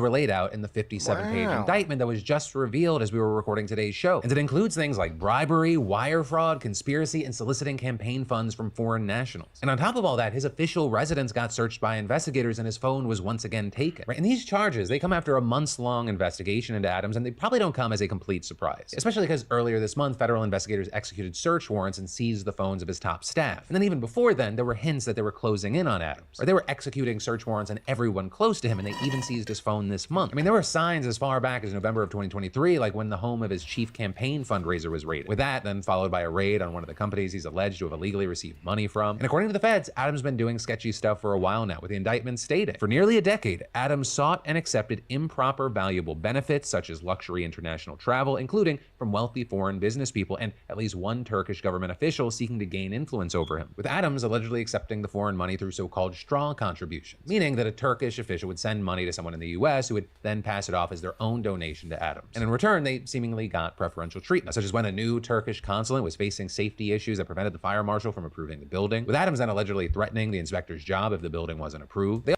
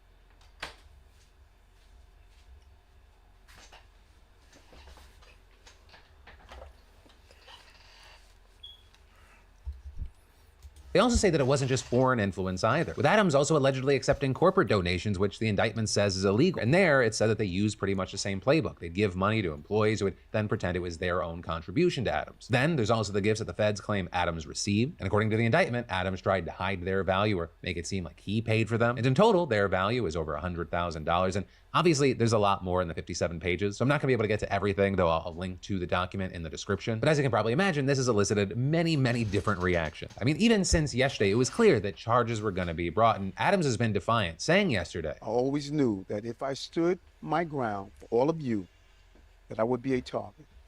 And a target I became. If I'm charged, I know I am innocent. I will fight these injustices with every ounce of my strength in my spirit. And when asked if he would resign, he answered, I'm stepping up, not stepping down. And today was not much different, with his attorney bashing how things went down this morning and saying, federal agents appeared this morning at Gracie Mansion in an effort to create a spectacle again and take Mayor Adams's phone again. He has not been arrested and looks forward to his day in court. They sent a dozen agents to pick up a phone when we would have happily turned it in. Also with this, I'll say I've seen some confusion regarding the lack of an arrest. But with that, I'll say that's not uncommon in these cases. For example, Senator Bob Menendez is allowed to be free while he awaits sentencing for almost identical charges. So we might see something similar for Adams. Though in the meantime, we have already seen a lot of fallout. Tons of high-ranking city officials have already resigned, such as the police commissioner, the city's top lawyer, and the school's chancellor, all of which led to calls for Adams to resign, such as from New York Representative Alexandria Ocasio-Cortez, who wrote on Twitter, I do not see how Mayor Adams can continue governing New York City. The flood of resignations and vacancies are threatening government function. Non-stop investigations will make it impossible to recruit and retain a qualified administration. For the good of the city, he should resign. With many saying that her calls for a resignation, that's actually pretty notable, because while she broadly opposes Adams for being too centrist, she actually rarely talks about New York City politics. But for now, like, the big question is, what's gonna happen with him? Is he gonna actually continue to refuse a resignation, or is Governor Kathy Hochul going to force him out of office? Which notably is something she actually has the power to do, though as of recording, she hasn't commented one way or the other. But, it'll be very interesting to see what happens, because yes, innocent until proven guilty. And Adams is very adamant that these are all BS charges. But there is a reason that the feds almost literally never lose a case. They almost never bring charges without just a fucking mountain of evidence. So yeah, we will see, but for Adams, it does not look good. Then, shifting gears, in online drama / business news, Dr. Disrespect wants his YouTube monetization back. Because as you might remember, he lost it back in June amid reports that he inappropriately messaged a minor over on Twitch, something that he essentially admitted to in a now deleted tweet, though he still claims there was nothing illegal happening, with him then taking a break from streaming, but he made his return a few weeks ago. And now that he's been back and consistently getting hundreds of thousands of people tuning into those streams, he tweeted a screenshot showing that he reapplied for YouTube monetization, with that showing that a decision would likely come in around a month. And all of this happening as analytics group Streams Charts found that as of mid-September, he is the second most watched YouTube gaming streamer in the US this year. He's only behind iShowSpeed. And this is now some reports are saying he's even eyeing a potential return to the Midnight Society studio that he co-founded. And while right now it's unclear if anything's gonna come from that, between that and his application for monetization, it seems like he's really launched a full-fledged comeback. But for now, we'll have to wait to see what happens next. And in the meantime, I'd love to know your thoughts. Also, in another quick piece of news on the note of backlash, let's talk about Margot Robbie, Jacob Elordi, and Emerald Fennell, because they are the center of some good old-fashioned casting backlash right now, with earlier this week it being announced that that Margot and Jacob were cast as the leads in Emerald's adaptation of Wuthering Heights, which is a book that you may have read or read the spark notes of in high school. And with that, you had a lot of people pissed off because Jacob is playing the character Heathcliff, who the book refers to as dark-skinned and as various other indicators that the character is not white. And so with that, you have people saying things like his experiences as a man of color influence his entire character and story as a man suffering racist abuse from his adoptive family. Fuck off, Emerald Fennell. As well as, did anyone actually read the book before deciding this? And while some have noted that this is far from the first time Wuthering Heights has been adapted into a film and many white actors like Tom Hardy have played the role of Heathcliff, many say they just believe that times are different now and there is a newfound cultural responsibility in casting these parts. And others saying this just shows that Hollywood is hypocritical because studios always pledge to have diverse casts, but we still end up with situations like this. So this also, as some have given grace, noting Emerald Fennell is a director who always has a big take, right? Her swings are pretty big and we don't know what her version of this story is going to be or how she's going to change it. And so actually with that, you have the BBC noting that we don't know what is up her sleeve, but still, quote, there is no doubt that at first glance the casting seems fundamentally egregiously wrong. It has that mind-boggling what were they thinking quality which brings to mind a crass producer in a Hollywood satire barking, Wuthering Heights is drab, let's get Barbie and Elvis to play Kathy and Heathcliff. And well, of course, I'd love to know everyone's thoughts and everything we cover. For this one, I'd really love to know what my literature or film lovers out there are thinking about this. And then, now this is so weird. We need to talk about how a Kentucky sheriff is accused of murdering a district judge in his chambers and no one knows why, right? I mean, this whole situation has been this total mystery confounding and rattling this small Appalachian town of Whitesburg. While many of the details are still unclear, what we do know is that Letcher County Sheriff Sean Mickey Steins has been accused of shooting Judge Kevin Mullins multiple times at the courthouse last Thursday. But since then, very little information has actually come out. Right? According to Kentucky State Police, the shooting happened after the two men had an argument, but the nature of that argument's unclear. We also saw local outlets reporting that Steins had allegedly walked into the judge's outer chamber where he told employees and others gathered there that he needed to talk to Mullins alone, with the two then going into the judge's inner office, closing the door, and those outside reporting that they heard shots. And after that, Steins just walked out with his hands up and surrendered to authorities who arrested him without incident and later charged him with first-degree murder. But then in his first court appearance yesterday, Steins pleaded not guilty. So while the investigation's still ongoing, that's pretty much all we know right now. Right? Law enforcement officials have not yet publicly confirmed a motive, and there doesn't seem to be any obvious one. Reportedly, Steins and Mullins were colleagues who had worked together in various capacities. Like before Steins was elected as sheriff in 2018, he served as Mullins' courtroom bailiff. And then as the county's top-ranking law enforcement officer, he's been responsible for providing security at courthouses, including for judges. Hell, he even had the county circuit court clerk telling reporters they saw the two men heading to lunch together just hours before the shooting, and adding that he had worked with both of them for years and thought they were all friends. Now, all that said, notably here, in addition to the murder charge, Steins is also the subject of a separate federal lawsuit against a former deputy named Ben Fields, who served as Mullins' bailiff after Steins. And specifically, that suit alleges that Fields forced a woman to have sex with him in Mullins' chambers in exchange for keeping her out of jail when she couldn't afford to pay fees for her ankle monitor, with a woman claiming that Fields took her to Mullins' chambers because there were no cameras in there, with then eventually Fields being fired, pleading guilty to multiple charges, and serving time in jail. And while for Mullins, he was not named in the suit, which also didn't say he was aware or alleged that he was involved in any wrongdoing, the complaint did accuse Steins of failing to, quote, adequately train and supervise Fields, and claiming that he knew or should have known his deputy was sexually abusing women in his charge. Also alleging that there are other women who Fields has similarly abused, with it then also being reported that Steins gave a deposition in that case just days before the shooting. All that said, to be very clear, there is no evidence yet that Mullins' death is connected to the suit against Fields or Steins' alleged involvement. We are just currently trying to sift through the publicly available information to get any sort of possible idea, especially because at the hearing yesterday where Steins entered his not guilty plea, he didn't provide any more clues or information. So for now, we'll have to wait to see what comes from the investigation, and as far as what's next, I mean, there's another hearing set this coming Tuesday, and I mean, very notably here, under Kentucky law, Steins' case is eligible for the death penalty. Also, I will say, on the note of Kentucky law, Steins is technically still in office despite the murder charge and will remain in power until he resigns or gets removed by other action. And then, screen protectors on your phone, they serve a great purpose, but putting them on yourself, I mean, it could be stressful. I mean, there's nothing more annoying as bubbles you just can't get out. That is, until now, thanks to the longtime sponsor of the show, D-Brand's Prism 2.0. It has never been easier, at least for me. Right? It's an edge-to-edge scratch-resistant glass, aka it's really protected. Can't. All right.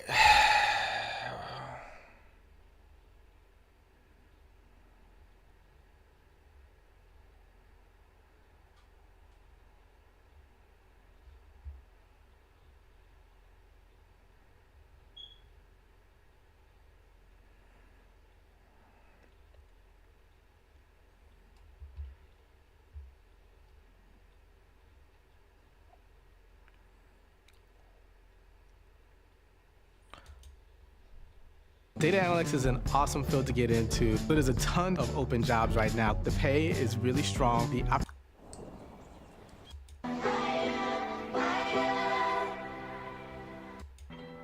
When the streets get a win, let's celebrate it. Hood, smart, rich, melanated, and educated. I'm on a new level like a moving elevator. When I jumped in, I levitated like Elgin Baylor. Imagine I'm finding me, I'm somewhere I could find a freak. Ass so fat, I feel like James and a giant peach. Hesitate, moving like they out to get me.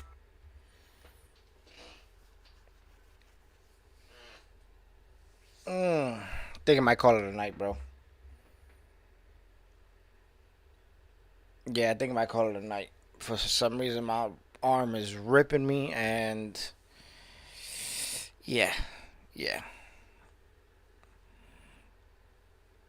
Alright, y'all. I'm gonna get back on it again tomorrow, man. Tonight has been just, I don't know, I've been off tonight. I'll holler at y'all later, man.